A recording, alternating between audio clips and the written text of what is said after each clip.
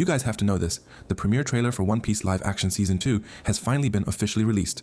And right from the start, you can see that the scale of the story has leveled up far beyond the first season. If before we were still playing it safe with human characters, even Arlong, the fishman, just used prosthetics and makeup. In this second season, Netflix is really going to be tested because we are immediately taken into the Grand Line, a new world full of iconic locations, weird characters, to non-human creatures that can't be avoided at all. One of the moments that gives you chills is the footage in Loguetown. The historic city where Gold Roger was executed is visualized with a dramatic tone. Luffy stands in front of the execution platform, lit only by a spotlight from above.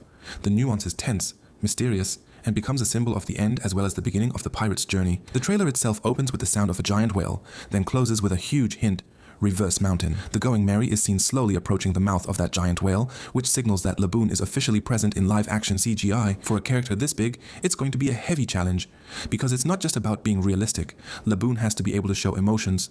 Sad, lonely, but also warm and friendly. The journey then continues to Whiskey Peak, a party town that looks festive at a glance, but turns out to be full of traps from Baroque works. In the trailer, the only one visible is Miss Wednesday, alias Vivi, but later on, Mr. 3, alias Galdino, will also appear with his signature wax powers.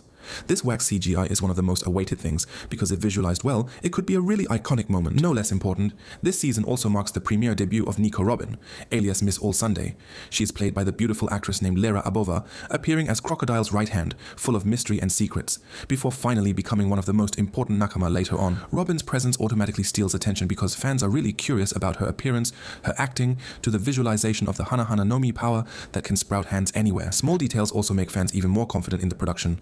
When Robin, alias Miss All Sunday, appears, a background is seen with two giant statues, Kong and Sengoku, designed very similarly to the anime version. This is like a strong code that later, the live-action versions of those two legendary figures will be made as similar as possible. Not only that, the trailer also gives other surprises. Smoker is seen briefly with his signature badass aura.